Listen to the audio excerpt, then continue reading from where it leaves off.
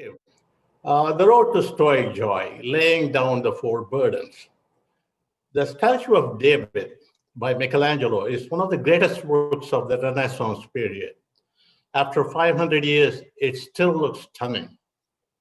A visitor was so struck by the statue, he asked Michelangelo, "How did you manage to carve out such a marvelous image from a slab of marble?"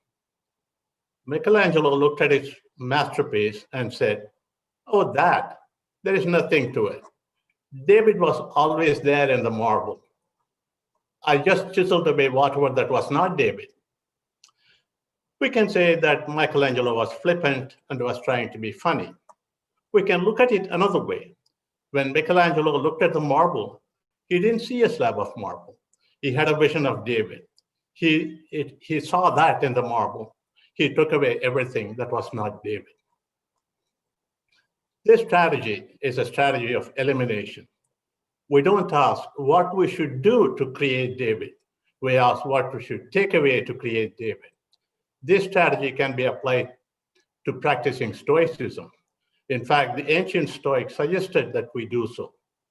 Instead of asking what should we do to create joy in our lives, we ask what should we take away from our lives to create joy. The basic idea behind this is that joy is our natural condition. Happiness is our natural condition. It is not the happiness of having something. It is not the excitement of getting something. It is the joy of young children. Young children are joyous whether they are rich or poor, whether they are fat or slim, whether their toes are pretty or tattered. They are naturally joyous. It is the joy of living, the joie de vivre. We just need to take away everything that's not joy from our lives. In fact, this approach has been suggested by the ancient Stoics. Seneca gives this as his recipe for a happy life. Drive away all things that disturb you. Drive away all things that frightens you. Then there follows joy that is unshaken. It is unchanging. For a joyful life, we don't have to do anything. All we need to do is to get rid of things that disturb us, that frightens us. Marcus Aurelius said something very similar.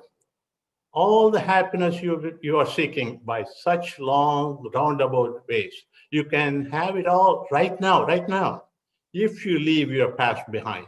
Again, he was not asking us to do anything. He was asking us to eliminate the past. Epictetus echoed the same sentiment. We burden ourselves with so many things that they weigh us down. You don't have to do anything. Just lay the burden down. Just lay the burden down. So the Stoic elimination strategy is very clear. Drive away the things that disturb and frightens you. Leave your past behind. Don't burden yourself with things that weigh you down. They're all talking about the strategy of elimination. Or as Sherlock Holmes would have put it, when you have eliminated whatever that does not contribute to joy, whatever remains, however improbable, must be joy. So the Stoics say that to find joy, just to get rid of the burdens you are carrying.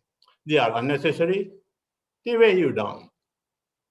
But the burdens they are talking about are not physical burdens, like this man is carrying in the picture. The Stoics are talking about psychological burdens. We are not even aware that we are carrying these burdens. So we wonder, what burden?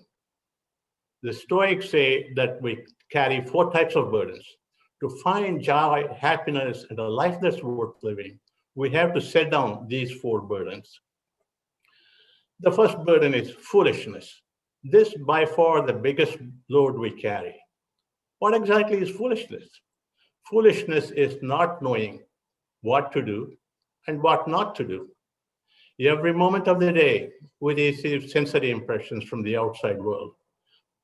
We see things, we hear things, we taste things, we receive internal impressions. We feel anger, we feel sadness, we worry, we feel anxious. We judge these impressions and choose to act or not to act. How do we know that our judgments are correct? If our judgments are correct, then we act correctly. If our judgments are foolish, we are being foolish. So we need to know what to do and what not to do. But how to know what to do and what not to do? Anything that comes our way falls into two categories. Either it is our business or it's not our business. It doesn't matter what it is. Everything that comes our way is our business or not our business. When we limit our actions to what is our business, we act correctly. When we concern ourselves with what is not our business, we get into trouble. So, how to tell what is our business and what is not our business? Here, Stoics provide an absolute clear-cut answer to this question. Everything that is generated by our mind is our business. For example, what we like or dislike is our business. We can choose to like what we disliked yesterday. We can also choose to dislike what we liked yesterday. We can intend to act one way, but act in another way. All these are dependent on how we choose to think. We control these, and these are called internals. These are truly our business. What is not our business? Everything that's not generated by our minds, we call these externals. We are not in control of these. This would include how we look, what people think of us, whether we will be healthy and wealthy, when COVID will end. These are not dependent on our mind. They depend on what happens outside of our mind. Our bodies may get sick and die, despite the best medical care. The reputation we built up carefully over the years may suffer because someone smeared us on social media. The stock market and banks may crash, destroying the wealth we accumulated. Who would have ever imagined in 2019 the forced isolation of 2020? Who would have ever imagined in 2019 the Stoicon of 2020 would not be a physical one, but a virtual one? Who would have imagined that? We don't control these. They are not our business. But this needs some clarification. When we say these are not our business, we mean no matter what we do, eventually these things are not under our control. But we still act on what we do control.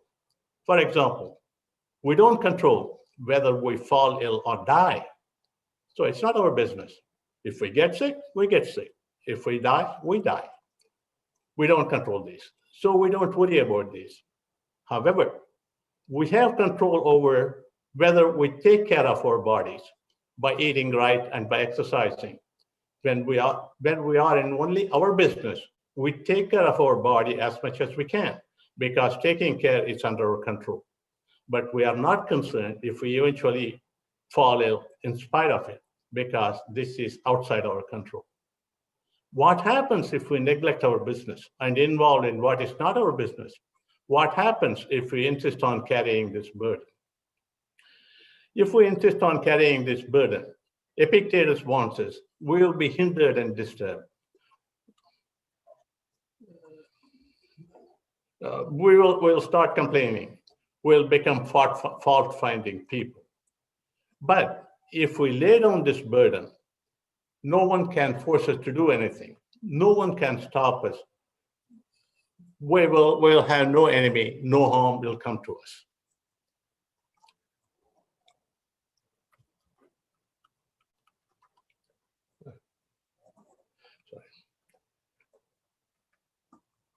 Sorry.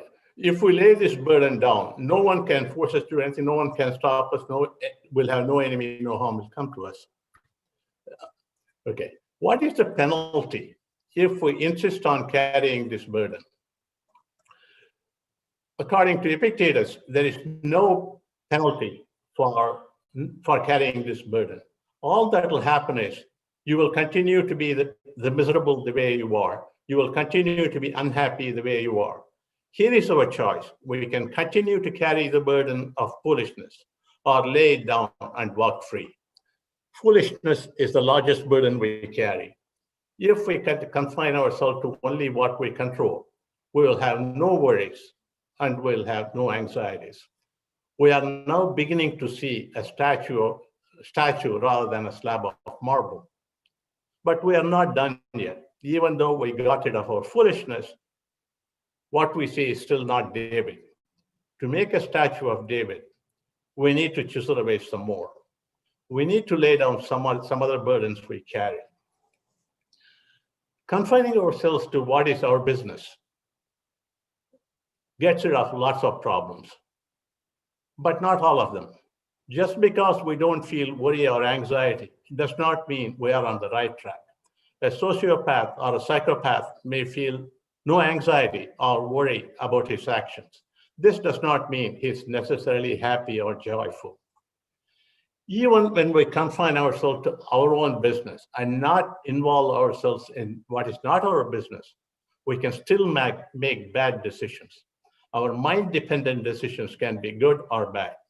Now we need to lay down the burden of bad decisions. Let's chisel away some more. The second burden we need to lay down is excess. What is excess? Excess is not knowing what to select and what not to select. Excess has to do with our desires, but it does not refer to all our desires. We have two types of desires of needs and desires of wants. Desires of needs are desires like hunger, thirst, desire for food when hungry, desire for water when thirsty, desire for shelter when caught in rain, desire for clothing. These are natural desires. They are easily fulfilled. Once we eat, we are not hungry. Once we drink, we are not thirsty. Desires like these are not a problem. But desires or wants are different. They refer to a desire for wealth, power, drugs, alcohol, etc. They cannot be readily fulfilled. When fulfilled, we are not content. Why? The main reason is that desires of wants are insatiable. The more money we have, the more money we want. The more power we have, the more power we want. As Seneca says, however much you pile up, it will not end desire, but only advance it. The second reason is these desires are artificial. One day we are happy with what we have. Then we find someone around us who has more. Then we want it too. We are happy with our salary today. Then we find out all our co-workers are paid more. Then we become unhappy. Again, as Seneca says, no one who views the lot of others is content with their own. Then there is this third reason. It is that these desires lead to slavery.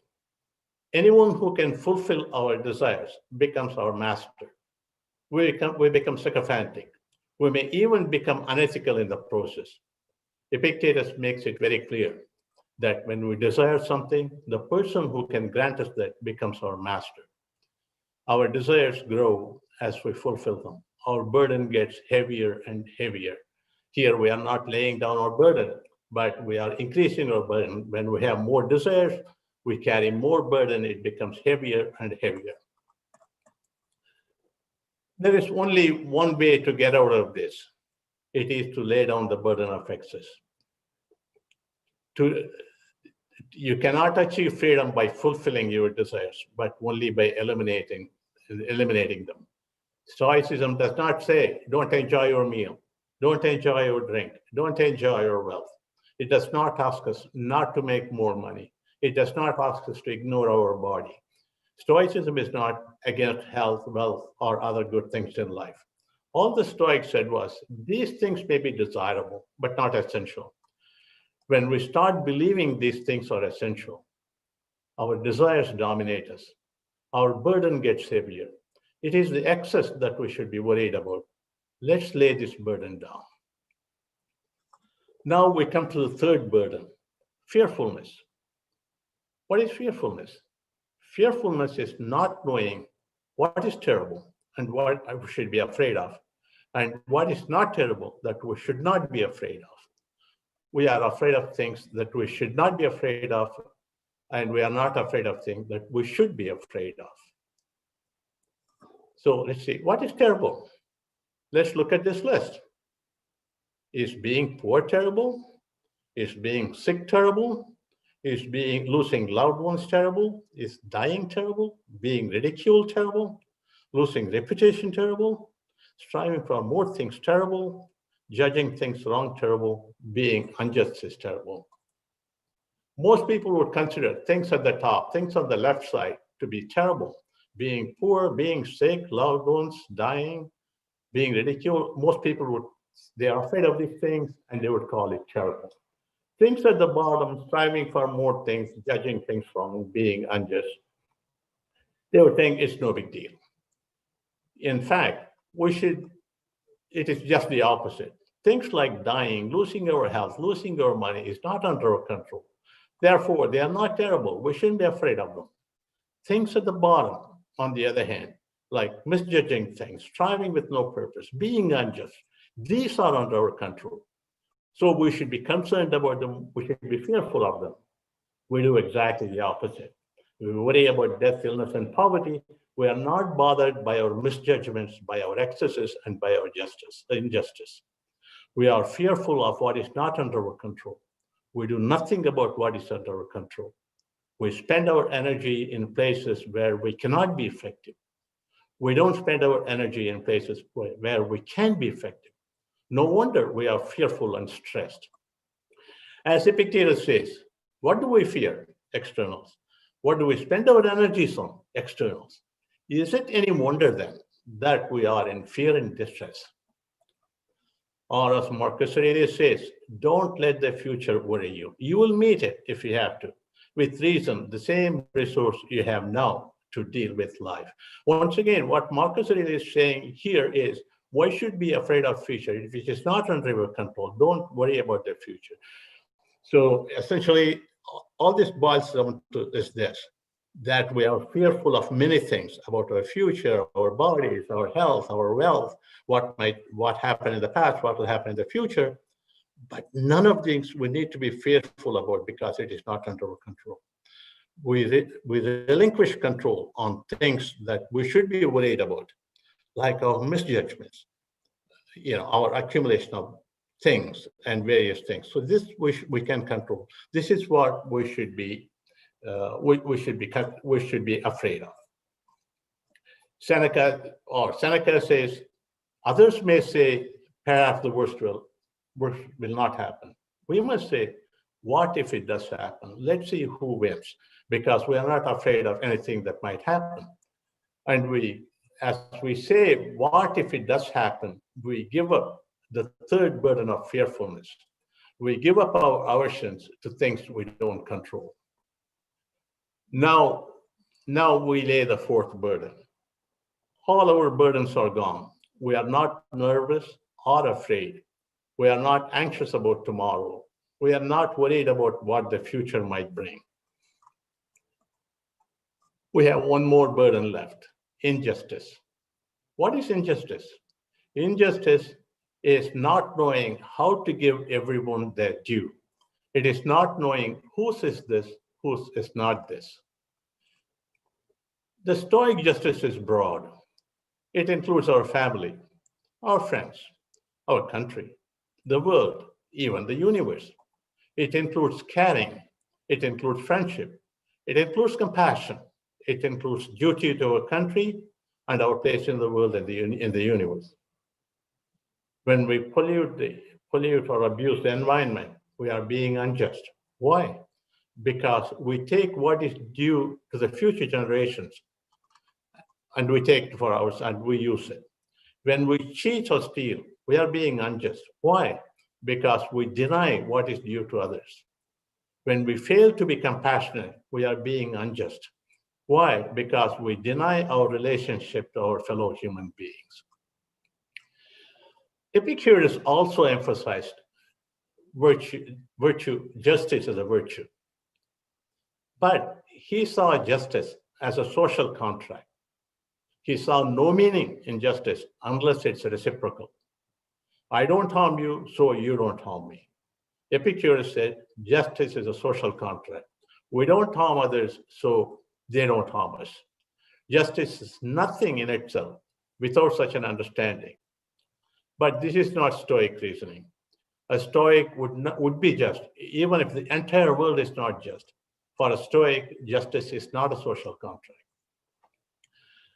In Buddhism, we are compassionate because we see others suffer like the way we do. Realizing this, we are compassionate to others. Other religions also talk about harming others as a social and not harming others as a social and moral good. However, this is not the Stoic reasoning either. Stoic sense of justice has nothing whatsoever to do with the well-being of others. It has nothing to do with the well-being of others. This morning, Greg Lopez was talking about a different interpretation of what it means that you don't care what happens. Let's see what they actually meant from our perspective. Basically, what happens to others is none of the concerns of Stoic. This is very clear. Epictetus, for example, is quite clear about this. A distraught student comes to Epictetus. He is estranged from his brother. He asks Epictetus, how about my brother's life?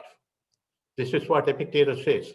It is his sort of living, but as far as you are concerned, it is as external to you as land, health, and reputation. So he says all these things are external to you. Just don't worry about your brother. Just in case we are left with any doubt about this, a little bit later he says, you are released from all accountability to your parents, brothers, property, life, and death. You are released from all accountability to your parents, brothers, property, life, and death. This is amazing because he's saying that you don't have to worry about others. It is none of your concern. So in Stoicism, we do nothing specifically designed to make others happy. At first, this may sound paradoxical, but not so. Stoicism is very clear on this. In Stoicism, no one has the power to hurt us. This is 100% Stoic philosophy. No one has the power to hurt us. We hurt ourselves. If this is true at all, it should also apply to others. That means we don't have the power to hurt others. Others hurt themselves. This is the clearest thing in Stoic philosophy. If you cannot others cannot hurt you, and the other way around. So the question is, if this is so, why injustice is a burden? Why is this a burden? Injustice is a burden because it hurts us. When we don't give others what is rightfully theirs, we believe that it will benefit us. But to believe that externals will benefit us is foolishness. Okay, a Stoic is just like the sun. The sun shines whether you are a multiple murderer or a virtuous person. Sun shines whether there's anybody there to enjoy or not. So sunshine is an attribute of the sun. Justice is an attribute of the Stoic. Stoic is just because to be unjust is foolishness. And a Stoic is not a fool. Foolishness is a burden, it's not a road to joy. So we lay down the burden of foolishness. So we have gotten rid of all the burdens we had thus far. We are chiseled away from the marble, everything that was not David. Now foolishness is gone, excess is gone, fearfulness is gone, just injustice is gone. All we are left with is joy. So what was a nondescript marble of our life has now become a magnificent statue of David. Okay. So our life was miserable before. We were carrying all sorts of burdens. Now we lay down this burden.